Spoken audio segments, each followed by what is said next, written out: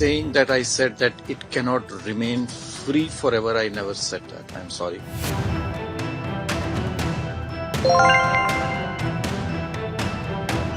Whether do you see that the MDR, etc., will be charged on consumers?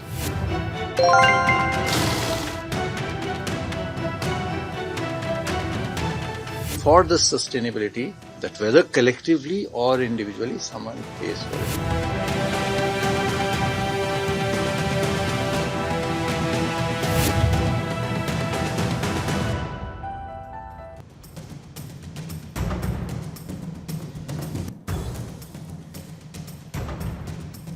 नमस्कार, आप सभी का स्वागत है भारत 24 पर। मैं हूं आपके साथ पूर्णिमा मिश्रा। शाम के 6 बज चुके हैं और वक्त है दहाड़ का।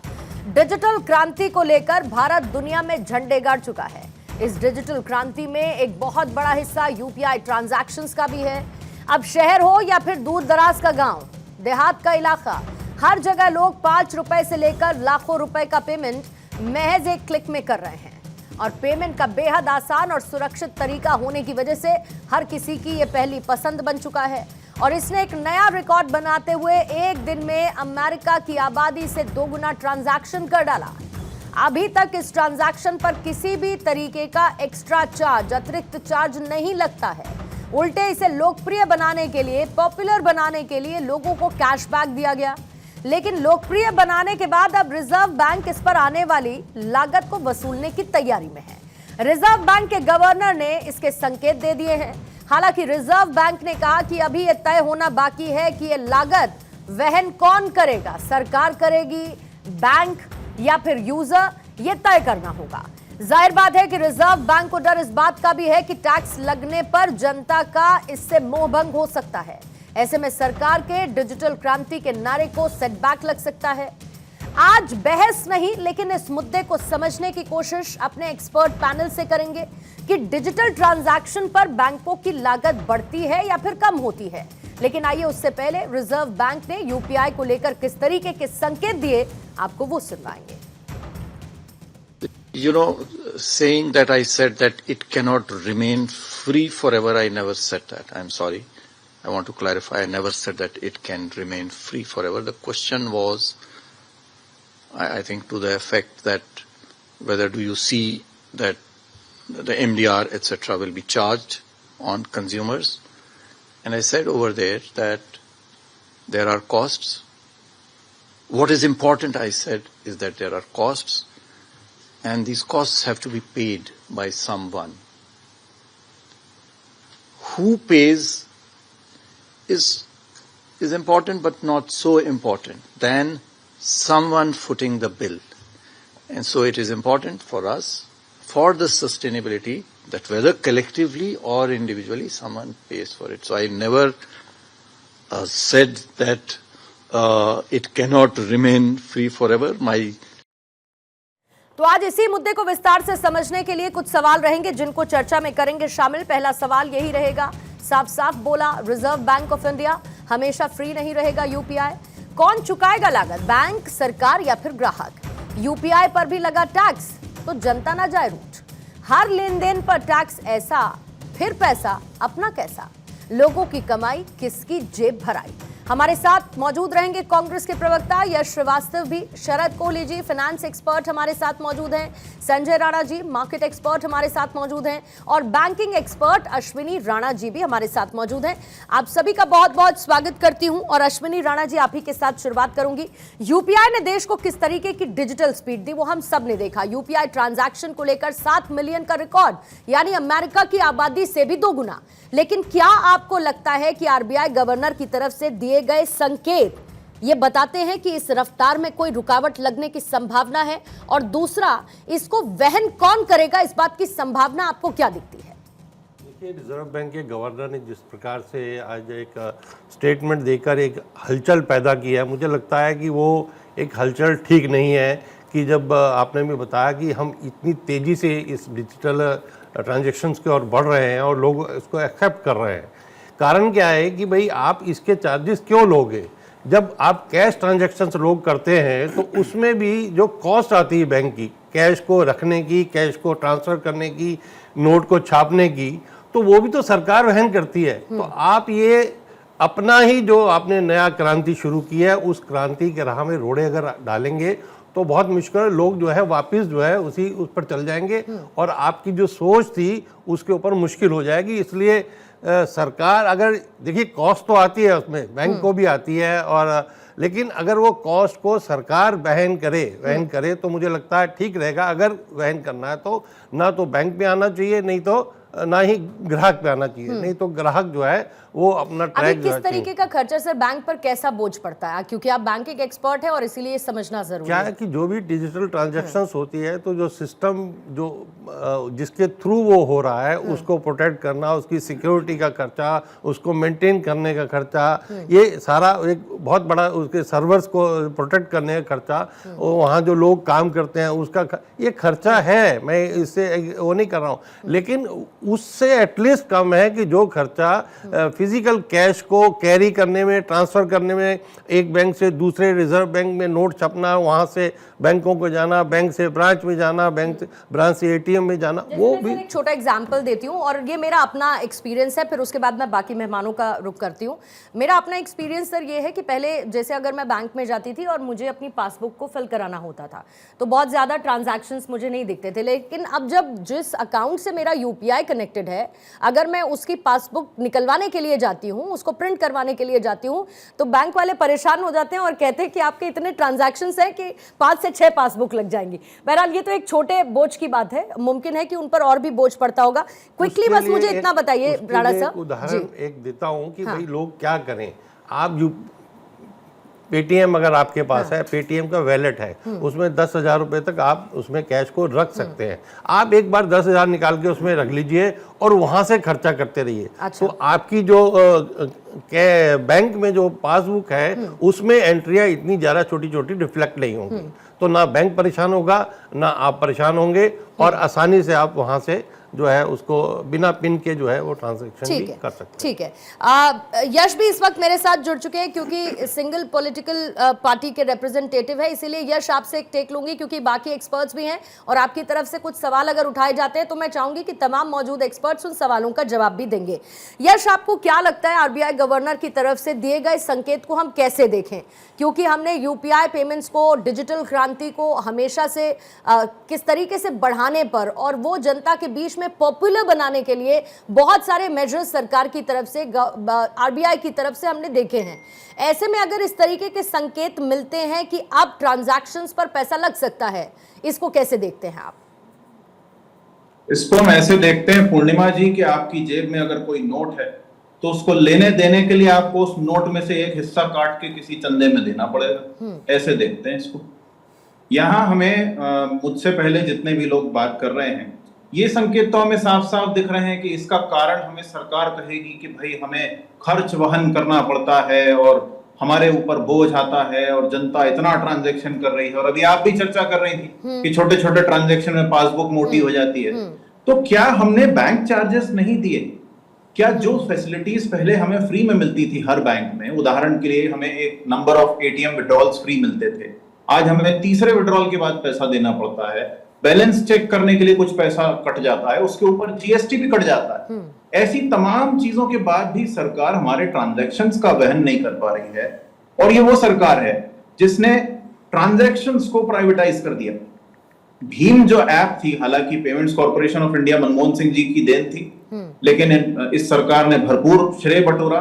भीम ऐप आई जो सरकारी थी, लेकिन आज यदि आप किसी भी फोन को देखेंगे ऐप स्टोर में, एंड्रॉइड प्ले स्टोर में, भीम ऐप पता नहीं कहां है। सबसे आगे ये प्राइवेट प्लेयर्स चल रहे हैं, जिसमें से पेटीएम में तो चाइनीज स्टेक है और उसमें दुनिया भर के एडवर्टाइजमेंट्स आते हैं, आपको अलग अलग फैसिलिटीज लेने के लिए पुश किया जाता है, सेवाएं बेची जाती हैं, पता नहीं क्या क्या किया जाता है। और उसके बाद आप कह रहे हैं कि खर्च हम वहन कर रहे हैं। तो आपने क्यों घुसने दिया ट्रांजैक्शंस में प्राइवेट प्लेयर्स को? निश्चित रूप से ये जो अलग अलग लालच दिए गए लोगों को, जो सर्विसेज जबरदस्ती बेची गई, उनके कारण बोझ बढ़ा है। ट्रांजैक्शन में इस तरह के ग्लिचेस आए हैं, बार बार डेटा लीक हुआ है और नतीजा यह है कि इस व्यवस्था को प्राइवेटाइज करने के बाद सरकार संभाल नहीं पा रही है। ये उसी का नतीजा है। तो कागज की छपाई पे जो आप कॉस्ट बचा रहे थे यूपीआई के समय, जिसके लिए हर बार आरएसएस बीजेपी वाले आपको मॉरली पुश करते हैं कि तुम अगर यूपीआई नहीं कर रहे हो तो देशद्रोह कर रहे हो, ये भी किया है संघियों ने। उसके बाद भी आप इस व्यवस्था को नहीं चला पा रहे।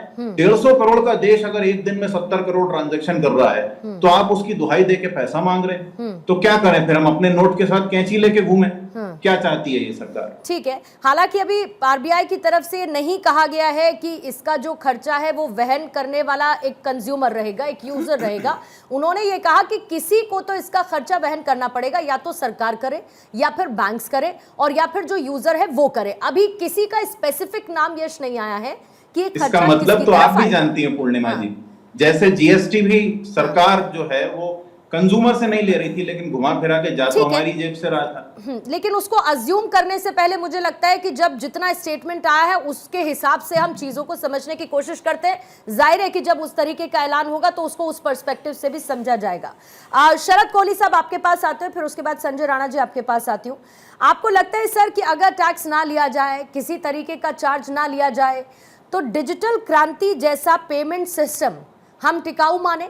और अगर आरबीआई गवर्नर ये कहते हैं कि किसी को तो इसका खर्चा वहन करना होगा, तो इसमें सबसे टॉप पर फीजिबल क्या है जो इसके एक्सपेंसेस को बेयर कर ले? नमस्कार पूर्णिमा, आपको, मेरे सह पैनलिस्ट को और भारत 24 के सभी दर्शकों को। देखिए, इसका परिप्रेक्ष्य समझ लेते हैं। मुझे लगता है तो हम बहुत जल्दी किसी कंक्लूजन पे पहुंच रहे हैं। उन्होंने सिर्फ ये इशारा किया कि किसी को वहन करना पड़ेगा, हम अभी से ये मान लें कि कंज्यूमर्स को करना पड़ेगा। तो इसका परिप्रेक्ष्य समझ लीजिए। 70 करोड़, बिल्कुल ठीक कहा यश ने, 70 करोड़ डेली ट्रांजैक्शंस हो रहे हैं। 25 लाख करोड़ प्रति माह के ट्रांजैक्शंस हो रहे हैं, यानी कि साल के 300 लाख करोड़ के। हमारी जीडीपी करीब 325 साढ़े 300 लाख के बीच की है, और आप समझिए कि 300 लाख करोड़ के ट्रांजैक्शंस पहुंच रहे हैं। अब इसमें 2-3 तरीके के ट्रांजैक्शंस हैं पूर्णिमा, थोड़ा डाइसेक्ट करके समझ लेते हैं। पहला, आप जैसे आपने अपने किसी रिश्तेदार को पेमेंट करा, आपने अपने किसी घर में किसी को किया, किसी अपने फ्रेंड को ट्रांजैक्शन किया, तो इसको हम कहते हैं पर्सन टू पर्सन, यानी कि व्यक्ति टू व्यक्ति ट्रांजैक्शन हो रहा है। यहां पर बीच में कोई वेंडर इन्वॉल्व नहीं है। दूसरा होता है, आप सामान खरीदने जा रहे हैं, सड़क पे नारियल खरीदा या कोई बड़ी पेमेंट आपने किसी दुकान पे कपड़े खरीदे, शॉपिंग करी, आपने वहां पेमेंट करी, वो वेंडर को पेमेंट होती है। तो 2 किस्म की पेमेंट है, ये हमें समझना होगा।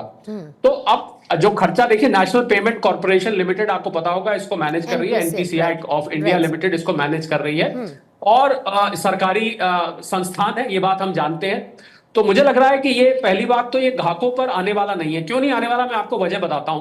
क्योंकि इस यूपीआई आने की वजह से ना केवल भारत का दुनिया भर में नाम हुआ है, पहली बात, इसने फॉर्मलाइजेशन ऑफ इकोनॉमी, जिसको कहते हैं, इकोनॉमी को औपचारिक रूप से लाना, यानी कि जो ट्रांजैक्शन पहले कैश में होते थे पूर्णिमा, अब वो बैंक के माध्यम से हो रहे हैं।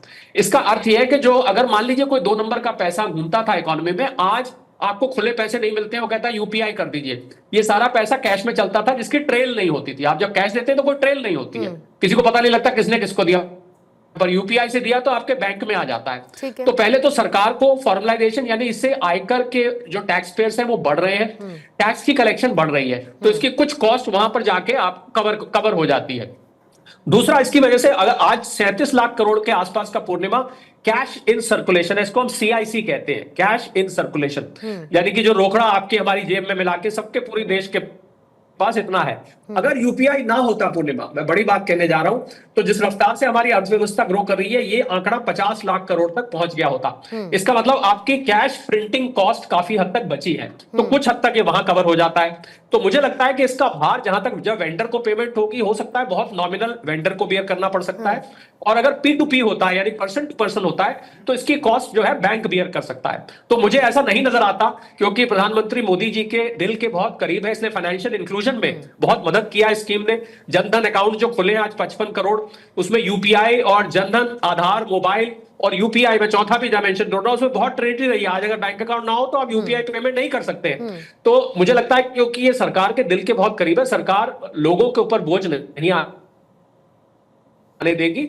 इसका अगर बोझ आया भी, या तो थोड़ा बहुत बोझ बैंक सहेंगे या वेंडर सहेगा, अभी बहुत जल्द होगा किसी भी नतीजे में पहुंचना पूर्णिमा। ठीक है, बिल्कुल सर, आई टोटली अग्री कि बहुत जल्द इस पर किसी कंक्लूजन पर नहीं पहुंचना चाहिए। लेकिन फिर भी संजय राणा जी, इस तरीके का कहा जाता है कि जो बैंक्स हैं उनका ये तर्क होता है कि भाई हमारे सर्वर्स, हमारा इंफ्रास्ट्रक्चर, इन तमाम चीज़ों पर हमारा खर्चा आता है, हमारे एक्सपेंसेस इस पर बढ़ते हैं। इनफैक्ट जो पेमेंट एग्रीगेटर्स हैं वो कुछ ऐसे बैंक्स हैं जिन पर चार्जेस उनकी तरफ से लगाए भी जाते रहे हैं। सम 0.02% का चार्ज उन्होंने लगाना भी शुरू कर दिया, यानी कि प्रति ट्रांजैक्शन ऑन एन एवरेज 6 रुपए लग जाता है।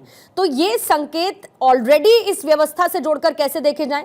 दूसरा, आपके हिसाब से क्या यूपीआई टैक्स फ्री होना चाहिए? किसी तरीके की पेमेंट इस पर नहीं लगनी चाहिए, specially from the consumers point of view? देखिए पूर्णिमा जी, गुड इवनिंग फैलो। देखिए दोनों एक्सपर्ट, हमारे जो कोहली साहब हैं चाहे राणा साहब हमारे बगल में बैठे हुए हैं, दोनों ने बहुत विस्तार पूर्वक समझाया कि चीजें कैसी है, उसको किस पर्सपेक्टिव में देखना चाहिए। As per as cost is concern, obviously transaction में कॉस्ट होता है, 0.21% से 0.5% तक जाता है, कॉस्ट पड़ती है, no doubt back end operation का जो कॉस्ट है वो है। लेकिन हाँ, कंज्यूमर पे जाता है नहीं जाता, बहुत अर्ली स्टेज है ये बोलना। लेकिन हाँ, ये बोल देना कि पहले 2014 के पहले कोई भी एटीएम विड्रॉल पे पैसा नहीं लगते तो बड़ा हास्यास्पद हो जाता, क्योंकि ऐसा नहीं था। 25 अगस्त 2014 का इकोनॉमिक टाइम्स का आर्टिकल है। 2009 में आरबीआई ने गाइडलाइंस गाइड की थी कि 3 ट्रांजैक्शन यानी एटीएम से अगर आप करते हैं दूसरे बैंक के, तो तकरीबन 15 से 60 रुपए आपसे काटे जाते। तो उससे पहले अगर हम चले जाते हैं तो क्या होता है, सिर्फ अपने एटीएम से विड्रॉल कर सकते हैं। मैं एक्सिस बैंक यूज करता हूं तो एक्सिस से कर सकता, दूसरे बैंक से नहीं कर सकता था। तो ट्रांजैक्शन के पैसे लिए जाते और लेते रहे हैं। अब मैं आता हूं दूसरे प्रश्न में। देखिए, हम क्रेडिट कार्ड से पेमेंट करते हैं, उस पे भी चार्जेस होते हैं। ट्रांजैक्शन चार्जेस की बात कर रहा हूं मैं, उस पे इंटरेस्ट चार्ज कर उसकी बात नहीं कर रहा हूं। कोई बैंक 2.25 करता है, 2.3 करता है, वो अलग as per the rules and guidelines of the bank. But transaction पे भी चार्जेस होते हैं। अब यहां पे बात आती है कि कंज्यूमर पे होना चाहिए कि नहीं होना चाहिए। देखिए, कंज्यूमर हम और आप कितना कंज्यूम कर लेते हैं? 10,000, 20,000, 25,000, 30,000, 1 लाख रुपए। हम कोई पेमेंट मर्चेंट पेमेंट नहीं करते हैं। तो मर्चेंट पेमेंट जो होता है आम कंज्यूमर नहीं करता, बिजनेसमैन करता है। और आज भी हमारे आपके लिए जो कैप है वो 1 लाख रुपीज है। तो 1 लाख रुपीज हमें नहीं लगता कोई गवर्नमेंट आपके पे कोई किसी भी तरह के फाइनेंशियल टैक्सेस लगाएगी। लेमैन लैंग्वेज में अगर मैं कहूं तो कहां पर टैक्स देगा? नहीं, एग्री। आप समझिए, हमारी लिमिट हो हमारे और आप हर जगह जो हम टैक्स के रूप में ये बताइए कि 0.1%, टेक इट एग्जांपल, अगर 0.1% लेता है, आप ज्यादा दूर मत जाइए। सब बैंक, हम यहाँ जितने पैनलिस्ट बैठे हैं सब बैंकिंग यूज करते हैं। और आप देखे हो कभी कभी 25 पैसे, 20 पैसे, 40 पैसे, 1 रुपए आपके बैंक से कट जाते, किसी का हिसाब है। तो ये $1 मिलियन का फ्रॉड होता है बैंकों में, चाहे इंडिया हो चाहे फॉरेन, सब जगह ऐसा हो रहा है। ये बोल देना कि यहाँ नहीं होता वहां पे होता है, गलत हो जाएगा। तो टैक्सेस, हम कहते हैं टैक्सेस लग रहे हैं या नहीं लग रहे हैं, ये अधिशोक्ति हो जाएगी, बहुत अर्ली स्टेज है। और मर्चेंट पे अगर लगते हैं तो हमें नहीं लगता कि उसमें प्रॉब्लम होनी चाहिए। कि ट्रांजेक्शन वैल्यूज अगर ज्यादा है तो ऑब्वियसली बैंक इन्वॉल्व, माई बैंक अलग है, आपका बैंक अलग है, राणा जी बगल में बैठे ही एग्रीगेटर हैं। तो तीनों बैंक, एक एग्रीगेटर, 2 बैंक काम कर रहे हैं, तो थोड़े चार्जेस है। बट वो डिपेंड करता है कि मर्चेंट पे लग रहा है या कंज्यूमर। हमारे और आप ऐसा कंज्यूमर, हमें नहीं लगता कि कोई taxes going to be applicable. और होगा भी तो 1-8 रुपए अगर लगा भी दिया पॉइंट परसेंटेज में। जी नहीं, देखिए चिंता तो है ही। अब हास्यास्पद ये है कि 2009 से 14 के बीच में आरबीआई के गाइडलाइंस कहते थे कि सेम बैंक के एटीएम से 5 ट्रांजैक्शन फ्री है और अदर बैंक के एटीएम से मेट्रो सिटीज में 5 ट्रांजैक्शन फ्री है। छोटे शहरों में एटीएम के उपयोग को बढ़ावा देने के लिए 5 से ज्यादा भी फ्री किए जा सकते थे।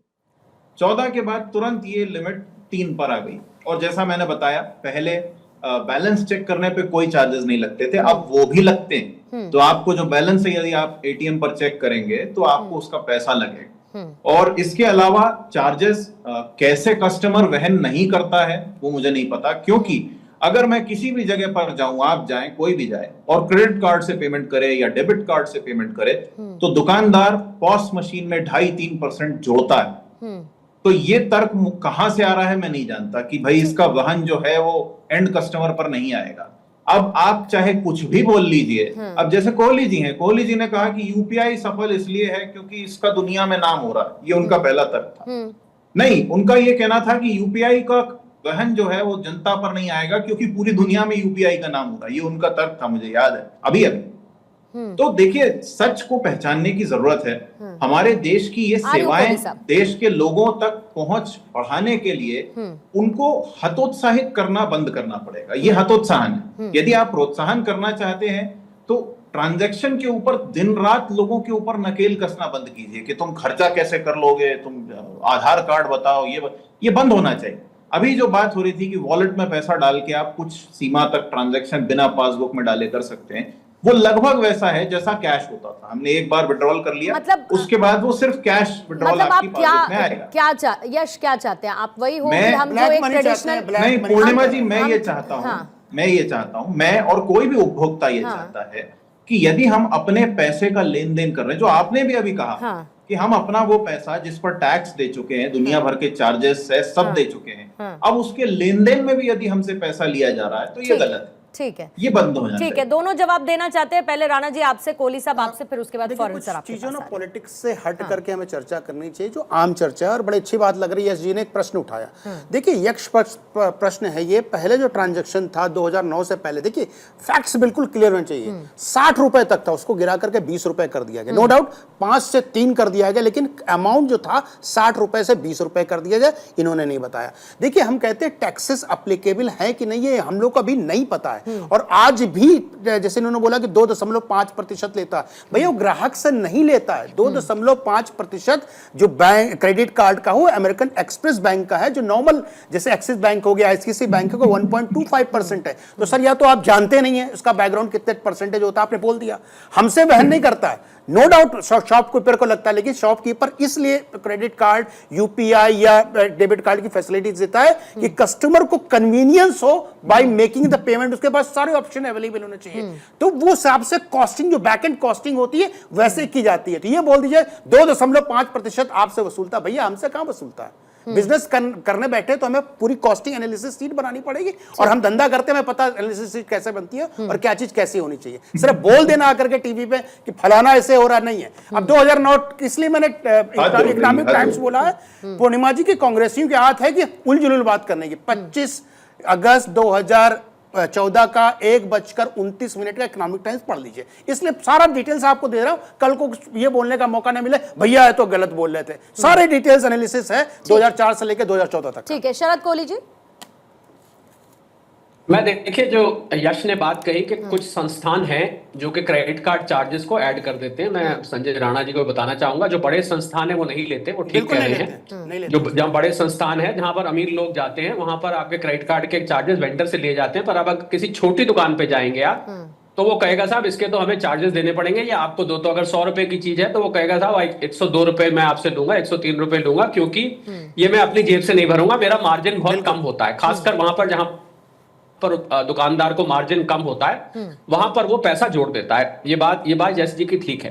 पर यूपीआई में मैंने जो बात कही, मैं उस पर जोर देके कहूंगा, मुझे लगता है यश जी उसको कहीं और ले गए। मैं ये कह रहा हूं कि यूपीआई भारत का एक शोकेस प्रोडक्ट बन गया है फिनटेक जगत का। इसको आपको पता होगा, G20 में आज फ्रांस और बहुत सारे यूएई, बहुत सारे देश हैं जो इसको आज लगाना चाहते हैं।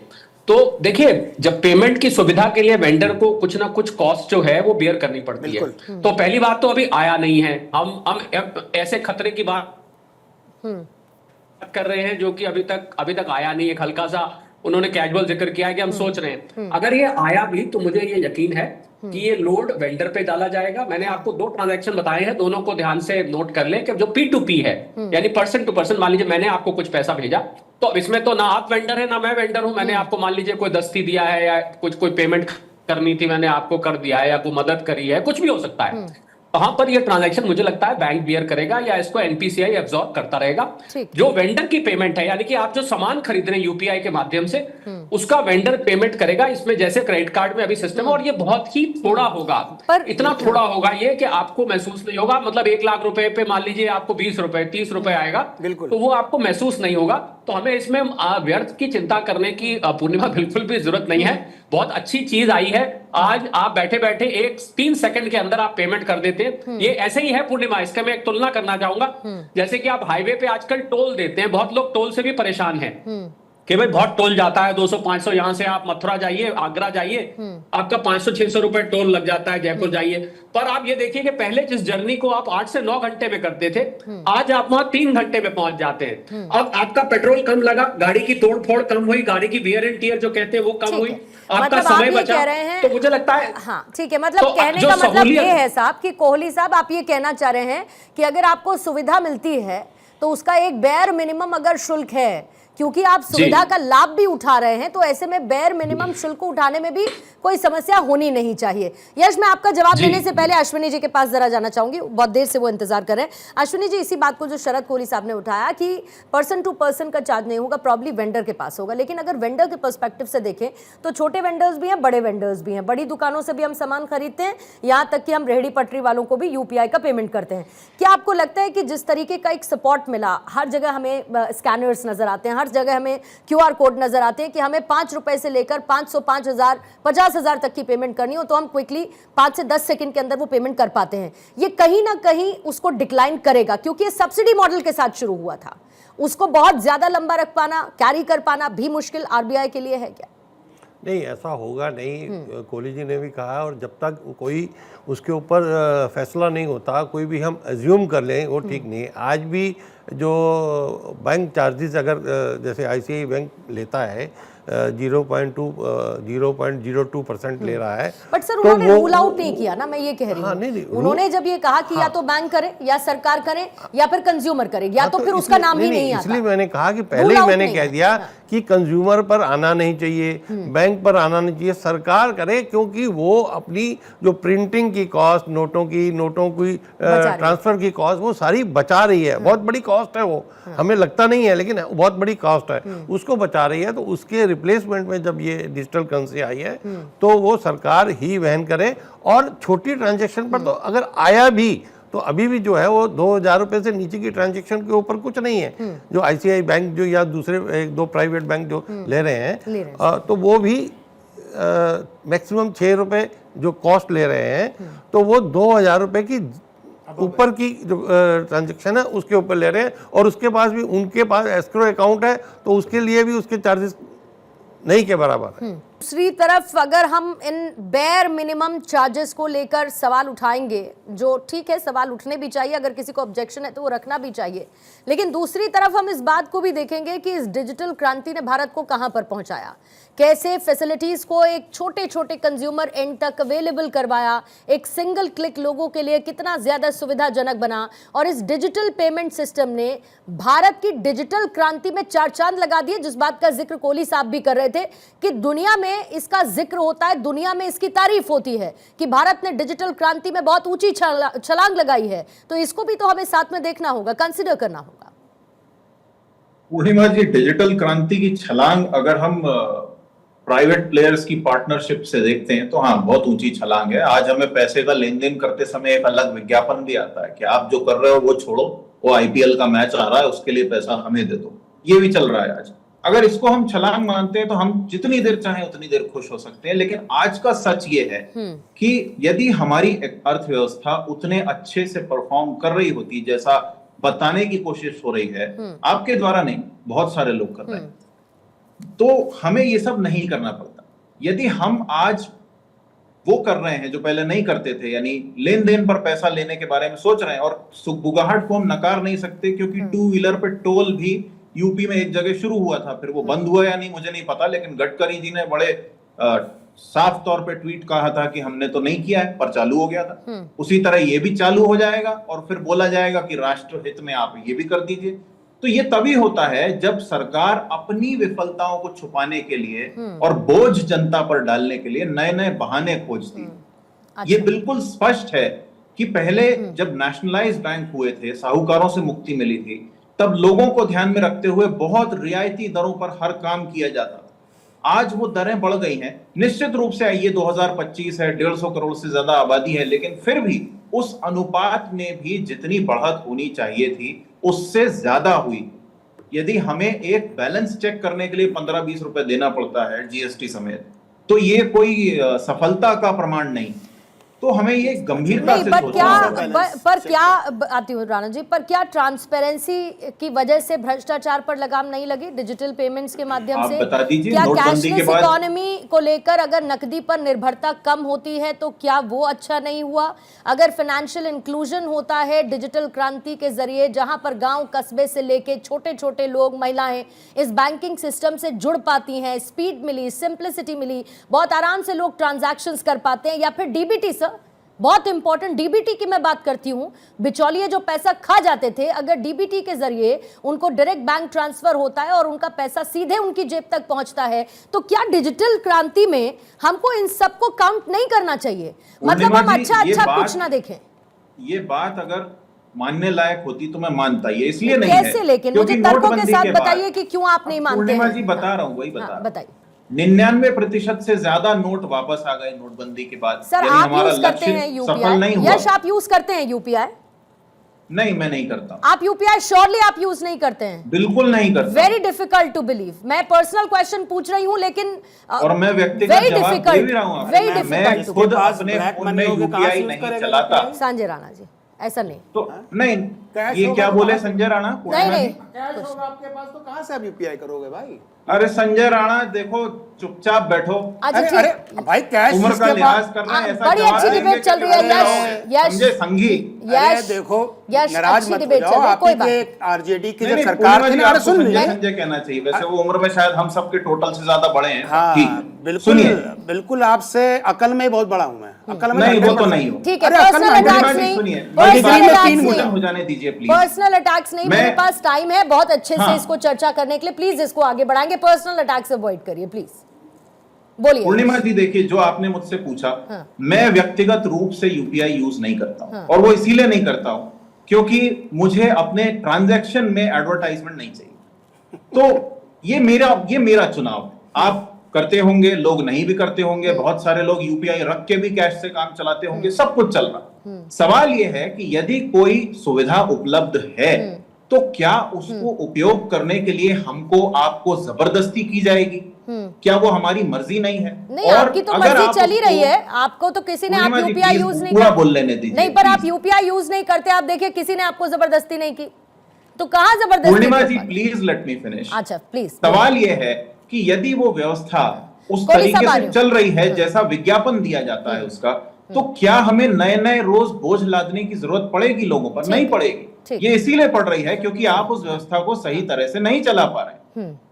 ठीक है, जल्दी से राणा जी, फिर उसके बाद कोहली साहब बस फौरन आ 30 सेकंड में नहीं, लेकिन मैं जितना जानती हूँ ये एड्स जो आते हैं 4-5 सेकंड का एक ऐड तो मैंने नहीं देखा, हो सकता उन्होंने देखा हो, मतलब लेकिन मेरा मैं भी, 30 लेकिन सेकंड में मैं in general अपना कह उत्तर रही हूँ। देता हूं। देखिए ऐसा है, इन्होंने बोला कि उत्तर प्रदेश में 2 व्हीलर पे आ गया। इनके जमाने में जो आरजेडी की सरकार थी बिहार में ना, तो हर गांव में जाने से पहले एक बल्ली लगा के आदमी खड़ा होता था, 50 रुपए लेता था, 10 रुपए लेता था, और नहीं तो 2 कान के नीचे बजाता था। नंबर 1। अरे सुन लो सर, सुन लो, पगलाओ नहीं, सुन लो। पूर्णिमा जी, अरे सर सुन लीजिए, सर सुन लीजिए। नहीं, सुन आपने लीजिए। सर सही सब और कहा आप है, अरे संजय तो- अरे राणा आप जी। आपके लेकिन सर- बेकार की बात हम मत सर उसको कीजिए। कहते हैं जो हमसे UPI की बहुत बात निम्न होता है, तो उसको आज सर भी बोल कर देते रही हैं। आपके बीजेपी वाले सर कार्ड। मैं पूर्णिमा जी दूसरी बात सुनिए। अब इन्होंने क्या डीपीटी की बात हुई ना, भाई समस्या कि राजीव गांधी जी ने खुद बोला था, मैं 1 रुपए भेजता हूँ, 85 पैसे लोग खा जाते हैं, तो ये 85 और पैसा आप खा नहीं पा रहे अडानी खा जाता हैं। है। अरे ये संजय 85 राणा। पैसा खा नहीं पा रहे हैं कांग्रेसी, इसलिए बलबलाए हुए हैं, परेशान घूम रहे पूर्णिमा जी, हैं। अभी अरे इन्हीं के आपने नेता कहा बोलते थे। व्यक्तिगत आक्षेप नहीं होंगे, ये आदमी अरे बार-बार लगा रहा है। अरे आक्षेप का मैं राजीव गांधी की बात कर रहा हूँ भाई, जो 85 सर, उन्होंने स्टेटमेंट क्या बोलेंगे? यश उन्होंने एक स्टेटमेंट कोट किया है। यश राजीव गांधी ने बोला था कि नहीं बोला था? उन्होंने एक स्टेटमेंट पूर्णिमा कोट जी, किया ये है। गलत है। और ये नहीं नहीं, बता बट दीजिए- स्टेटमेंट उन्होंने कोट किया था, उन्होंने वही स्टेटमेंट को कोट जो किया जो राजीव कहा गांधी गया ने था। कहा। किया था जो तो कहा आज गया तो था। यूपीआई की बात हो अरे रही है ना। यूपीआई क्यों नहीं और करेंगे? कांग्रेस वालों में आपने इतनी- खुद बोला। इतनी हिम्मत थी कि वो अपने खुद अच्छा, के ठीक लोगों है। को ऐसे थे कांग्रेस के नेता ये ने क्या ही बोला बात है? था कभी मुझे कि personally भैया हमारे challenge लोग करता है, खा मुझे जाते हैं, लगता है कैसा आदमी है 85 पूर्णिमा जी? 85 आप पैसे खा बताइए जाते कैसे हैं मान दें इनको? ठीक। अब वो है कि बीजेपी सरकार ने मोदी जी ने उस पर एकदम बैन लगा दिया, कमाई का रास्ता बंद है, तो लोग परेशान हो रहे हैं। हमें तो टैक्स देने में कोई समस्या नहीं, सुविधा मिल रहा है। अब इन्हें कोहली साहब ने बोला भैया अगर 3 घंटे में पहुंचता हमारा डीजल पेट्रोल गाड़ी सब तो बच रहा है ना, हम दे देंगे 20 रुपए।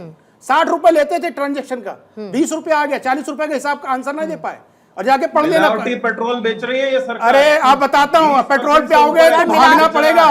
एक 34 मिनट, रुपए एक का मिनट, पेट्रोल, मैं- 34 एक रुपए मिनट, का एक मिनट, पेट्रोल, please, एक 71% मिनट, सर, हो एक जाता, मिनट, सर। 36% बढ़ा है आपके जमाने एक बात में, 115% बढ़ा यश, था। मैं बहुत- झूठ बोलना बंद बहुत कर दो। technical- और महंगाई 115% बढ़ी थी। ठीक है, मैं बहुत यस, यस जी, टेक्निकलिटी ज्ञान- में ज्ञान बहुत मत देना यहाँ टेक्निकलिटी पे में मैं यश नहीं जा रही हूँ, लेकिन मैं आपको एक बात बताऊं, अगर मिलावटी पेट्रोल गाड़ी में पड़ेगा तो गाड़ी बंद हो जाएगी, चल नहीं अरे ये पाएगी, खुद तो चलेगी नहीं ऐसा, सर, ये चलेगी कर नहीं रहे है, मुझे पता है। मेरी तो नहीं बंद होती, बाकी मुझे पता नहीं। खैर, शरद कोहली जी आपके पास आ रही हूँ। शरद कोहली जी, फिर उसके बाद सर आपके। मैं देखिए पहली बात तो आपने जो सवाल पूछा पूर्णिमा यश जी से थोड़ा व्यक्तिगत सवाल था, पर बहुत तरीके से आपने पूछा है और यश जी ने बड़ा नेक ऑनेस्ट जवाब दिया है। मुझे थोड़ी सी हैरानी है कि वो यूपीआई इस्तेमाल नहीं करते, जितनी पूर्णिमा आपको हैरानी हुई मुझे भी हैरानी हुई, पर हम उनकी इस बात का सम्मान करते हैं कि वो बाय मैटर ऑफ चॉइस नहीं यूज करते। मैं एक फाइनेंशियल कंसल्टेंट भी हूं, मैं उनको सलाह दूंगा कि वो यूपीआई को इस्तेमाल करें, आपकी जिंदगी वाकई बहुत आसान हो जाएगी। और जहां तक बात है जो यूपीआई के फायदे हुए हैं आज तक जीडीपी में, मैं आपको एक आंकड़ा दे रहा हूं। मैं इस बात पर यश को बस एक लाइटर नोट पर कोहली साहब एक बात कहना चाहती हूँ। यश 5 रुपए का ट्रांजैक्शन कर दीजिए मेरे पेटीएम पर, मैं आपको वापस लौटा दूंगी। एक बार देखते हैं ये पेटीएम कैसे काम करता है। एक बार आप भी देख लीजिएगा, एक बार आप भी देख लीजिएगा और कितने सेकंड्स में मैं वापस से आपको भेजूंगी ये भी आप देख लीजिएगा। कोहली साहब, पूर्णिमा वो मुझे 5 भेजेंगे, मैं उनको 10 भेजूंगा वापस। तो अब तो इंसेंटिव दे दिया कि वो करे इस ट्रांजैक्शन को। देखिए अब मेरे हिसाब से जीडीपी में, देश की जीडीपी में, मैं आपको बड़ा आंकड़ा एक देने जा रहा हूं। देश की आज अगर 6.5% की रफ्तार से जीडीपी ग्रो कर रही है पूर्णिमा, ध्यान से सुनिएगा, उसमें से करीब करीब 50 बेसिस पॉइंट यानी कि 0.5% केवल और केवल फिनटेक की वजह से है। यूपीआई ने जो रफ्तार दी है अर्थव्यवस्था को उसकी वजह से है। इस कारण से मुझे लगता है, मैं इस डिबेट को एक पॉजिटिव नोट पे समाप्त करना चाहता हूं कि इस कारण से मुझे लगता है कि इसकी कॉस्ट लोगों पे नहीं डाली जाएगी, क्योंकि इसकी अप्रत्यक्ष रूप से, इनडायरेक्ट रूप से इसका रेवेन्यू हो रहा है। हालांकि आरबीआई गवर्नर साहब ने कहा कि इसकी कॉस्ट कौन, पर सरकार से जब वो बात करेंगे, देखिए सरकार और आरबीआई 2 पिलर्स हैं अलग अलग। जब सरकार के पास ये बात जाएगी, उन्होंने एक प्रेस कॉन्फ्रेंस में बोली, तो मुझे लगता है सरकार इस बात को स्वीकार नहीं करेगी कि लोगों के ऊपर इसका बोझ डाला जाए। जैसा मैंने कहा, इनकम टैक्स की कलेक्शन बढ़ रही है, जीडीपी की रफ्तार बढ़ रही है, भारत का दुनिया भर में नाम हो रहा है, ट्रांजैक्शन की सहूलियत हो रही है, फॉर्मलाइजेशन ऑफ इकोनॉमी हो रहा है, जीएसटी में फायदा हो रहा है, हर तरीके से इसके जो बाकी के फायदे हैं, हर फायदा ये तो नहीं ना पूर्णिमा के डायरेक्ट चार्जेस के रूप में आ जाए। पहली बात तो टैक्स नहीं, चार्जेस बोलते हैं उसको, तो जरूरी नहीं डायरेक्ट है, इसका अप्रत्यक्ष रूप से, इनडायरेक्ट तौर पर बहुत बड़ा लाभ देश को मिल रहा है। इसलिए मुझे पूरा यकीन है पूर्णिमा कि ये लोगों के ऊपर नहीं डाली जाएगी। आप बिल्कुल निश्चिंत रहें और यश जी भी निश्चिंत रहें। और इसलिए यश जी आज से ही यूपीआई शुरू करें। यश जी मैं इंतजार कर रहा हूं, आप मुझे भेजिए, मैं पैसे डबल करके आपके पास भेज रहा हूं, पूर्णिमा भी और मैं भी। सर मुझे लगता है पैसे डबल करने का ये सबसे क्विकेस्ट रास्ता होगा। और फिर आप फाइनेंशियल एडवाइजर भी हैं, तो आप, लेकिन आप कमाने की बजाय सर इसमें ऐड ऑन करके भेज देंगे, वो एक अलग बात है। ठीक है, एक बार मैं जरा अश्विनी जी, यश उसके बाद मैं आपके पास आ रही हूँ, बस आती हूँ। एक बार अश्विनी जी ये समझना चाहूंगी। और दूसरा, हमने ई गवर्नेंस की स्ट्रेंथनिंग होते देखी है। बहुत सारे ऐसे डिजिटल क्रांति में हमने बदलाव देखे, बैंक में लाइनों में नहीं खड़ा करना पड़ता, फॉर्म नहीं भरने पड़ते, ऐसी बहुत सारी सर्विसेज हमारे फोन में हमारे पास अवेलेबल होती हैं। और काफी हद तक उसका अगर कोई भी चार्ज हमें देना पड़ता है तो शायद हमें इतना खलता नहीं है। लेकिन क्योंकि ट्रांजैक्शंस जो हम किसी भी यूपीआई से करते हैं उसकी फ्रीक्वेंसी बहुत ज्यादा होती है, तो अगर उसका बोझ आया किसी भी कंज्यूमर पर तो वो जरूर खलेगा सर, क्योंकि वो बहुत नंबर में होता है। और अगर ऐसा होता है तो शायद उसमें कोई डिक्लाइन भी देखने को मिल सकता है। But at the same time अगर हर एक लेन देन के पैसे पर हमें ऊपर से एक पैसा देना पड़े तो जनता का पैसा कैसे हुआ? फिर अगेन आप यही कहेंगे, मैं ऐड ऑन भी कर देती हूँ कि आप ये कहेंगे कि अभी इसका ऐलान नहीं हुआ, लेकिन फिर भी इसके एक पर्सपेक्टिव को समझना चाहती हूँ कि अगर अपना ही पैसा अपना नहीं और उसी का काम करने के लिए आपको एक्स्ट्रा देना पड़ेगा तो फिर वो अपना कैसे रहा सर? नहीं, मैं कह रहा हूँ कि भाई देखिए कि अपना पैसा, जनता का पैसा जनता का ही है। उसके ऊपर अगर कहीं टैक्स की बात की बारे में रिजर्व बैंक सरकार सोच रही है तो मुझे नहीं लगता कि वो ठीक है और ऐसा होगा नहीं।